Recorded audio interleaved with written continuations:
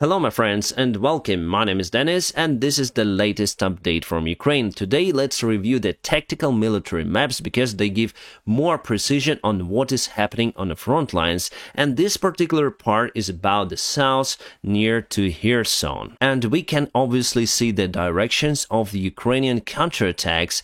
The main one is here, also we have here in the north and here from the Mykolaiv, as I told you before. And as you can see from this part, Russia is attacking back on this direction as well. Those red crosses, my friends, are the satellite fire indications. So here probably we fired artillery towards the Russian positions, and we have more on Russian controlled territory of those red crosses compared to Ukrainian. As you can see, Ukraine has many forces concentrated along the front line. However, if we speak about the main direction of the counterattack, here we have just a 36 regiment. I think it's Marine regiment of Ukrainian forces.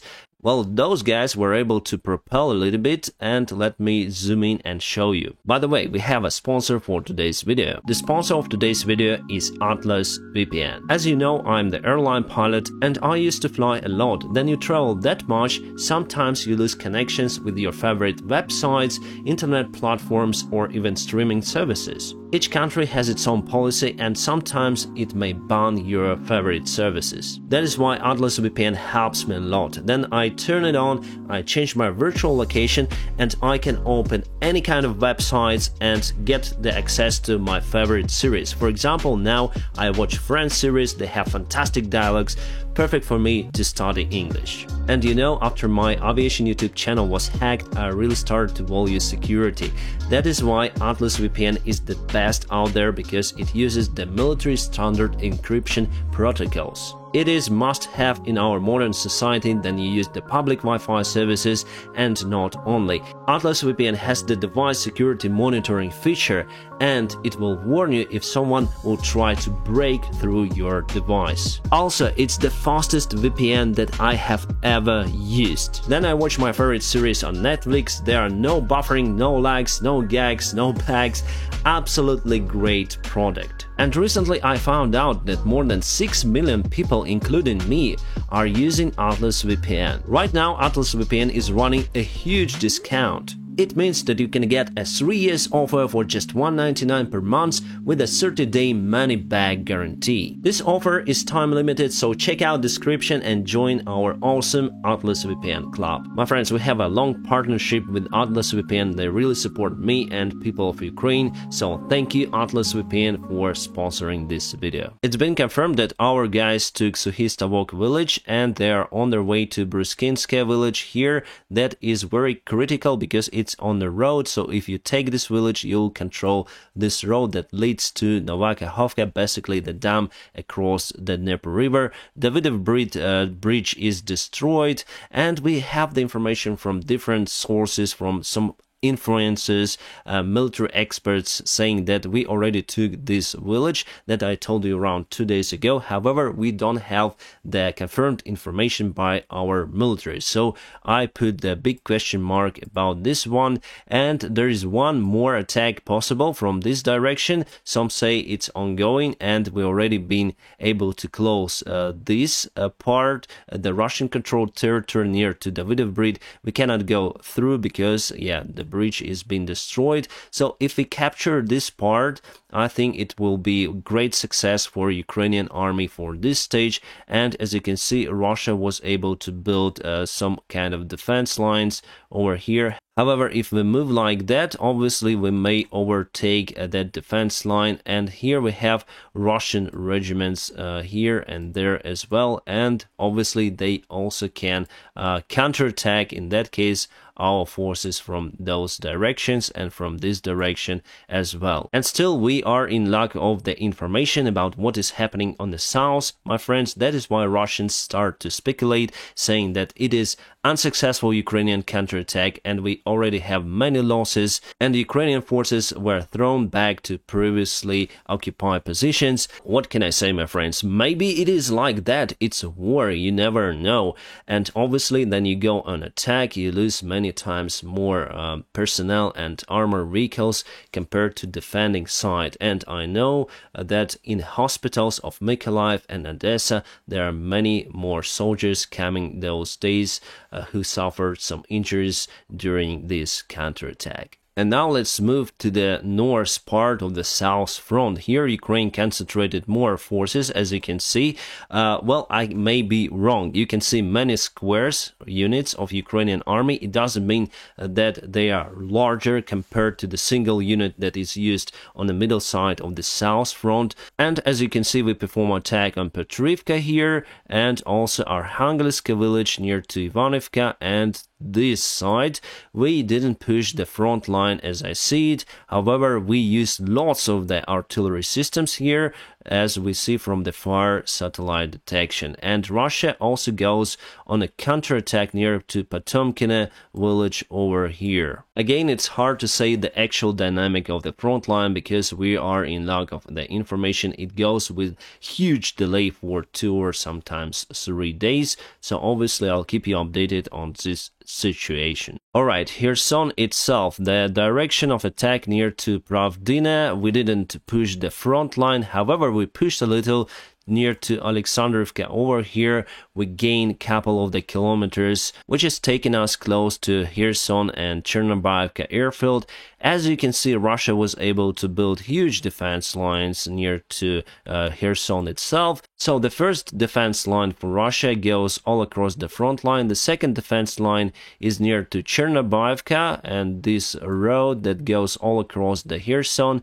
And the third one is the city itself, my friends. So as you can see, 3 defense lines, and we were able to break through the first one, but at the middle of this south part of the front line. Here still we cannot penetrate it, so this attack direction probably was to deflect Russian forces from the middle side of this territory. 2 of the bridges completely lost for Russia. They cannot throw their forces across the Dnieper River. Dnieper River is quite wide with a strong stream, and it's impossible for them to build reliable pontoon bridges across that river, and basically we trap Russian forces.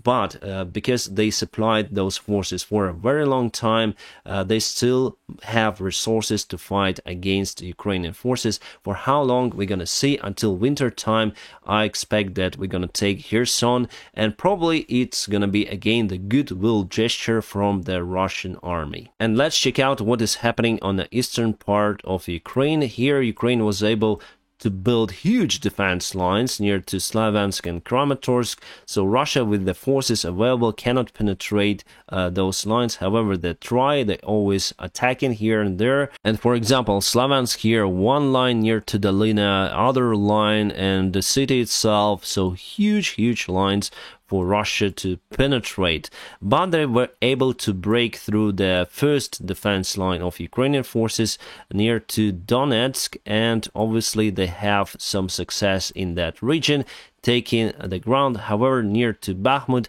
their attack slowed down a little bit because we put reinforcements for that area, and we also were able to build defense line near to Bakhmut, and this city is much more secure compared to Lysychansk that Russia took before. And let's speak about some Russian success in the region. So they claim that they took Pisky village. They told about it first time in the beginning of the last month, and today, on the 2nd of September, the military chief of Russia, Shoigu, said that they finally took this village. So 1 month for this simple village, it's just terrible for the second army in the world. Let's go to Kharkiv and to the north part of this region where Russia has some sort of the success. They took Udy village. Well, at least on this tactical map, they took it, but really they didn't, my friends, from the information I have. And for Ukraine, there is 113 battalion fighting against Russians on the north. So as you can see, for Ukraine, it's quite hard to fight across this huge front line from Kharkiv till Kherson. And obviously Russia started this attack on Udy just to split our forces in the region, and they constantly bomb the Kharkiv city and civilians there. It's terrible. Good news, there was exchange of the war prisoners and 14 of Ukrainian soldiers had returned to Ukrainian soil to their families. My friends, it's awesome. This is Kherson near to Antonovsky Bridge. It's kind of casual picture for that area. And my friends, I want to state that we are not firing towards civilian objects as Russia is doing. We call them buggies. You may know them as ATVs, all-terrain vehicles, and our army will receive some of them. I think those are DIY made, but they are good at off-road conditions, very mobile, and we need them on the front lines for sure. This is the uniform of the Russian Orthodox priest. They have their own church there, and they have this image of Jesus Christ on their uniform. Quite interesting because Christianity is against that war and they put the God as the symbol. Good old Middle Ages, I would say. Ukrainian DIY made rocket artillery system. As you can see, we have I think 4 rockets installed there. Oh, I hope this car is okay. It's tiny little, as you can see. Made out of the small truck or maybe car, I don't know. Oh my god, it's very hard to see it firing, but still it's the weapon, and I'm happy that we have at least some engineers on the front lines that are making that stuff for our army. The Institute of the War researchers say that Putin will not stop this year, and probably he's preparing for one more attack at this autumn or winter time period. He is eagerly trying to find resources for this war without announcing the mass mobilization in Russia. Interesting move from UK, I think, or maybe Scotland in particular. So they reserved this cruise ship for Ukrainian refugees. It may accommodate 1,750 people. It's quite a lot. One of the UK chief generals said that if the situation for Russian forces will continue in Kherson as it is right now without supply lines, the goodwill gesture is imminent for them. It means that we may take Kherson and this area back without significant fighting. However, as you can see, Russia is sending more forces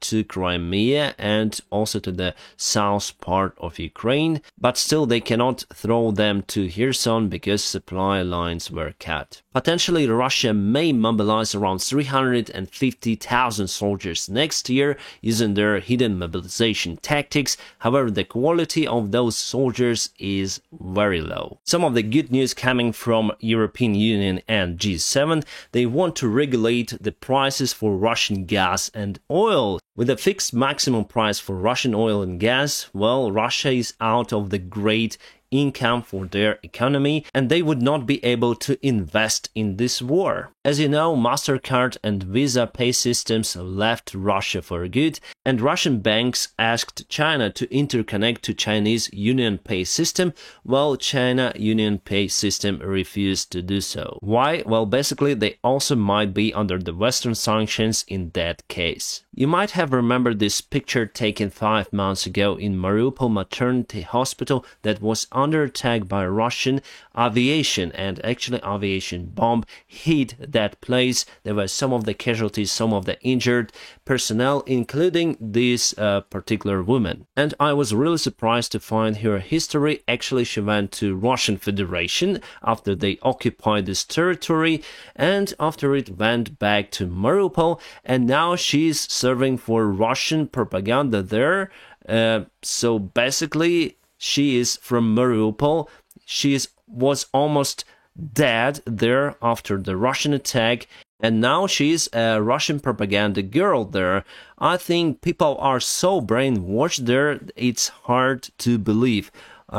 I heard some of the stories about local people who live on the eastern side of Ukraine. One day they may go to Ukrainian forces saying Slava Ukraini, giving foods and other supplies, and the next day somehow Russian missile coming to our spot there. We call them separatists. I wouldn't say that there are many, but this movement still exists, believe me or not. It's crazy, my friends, that we still have that movement in Ukraine. However, 98% of Ukrainian population now supports Ukraine, and 2% is supporting Russian peace or something, according to recent statistics. And without a doubt, our society is kind of solid these days, and we're gonna fight against Russian occupation. My friends, I hope you enjoyed this video, and don't forget to check out the link for the Atlas VPN, my personal link, and by clicking on it you are supporting this channel. I'm proud to have that sponsorship because their product is really good. My friends, I wish you a peaceful sky wherever you are. Have a great time.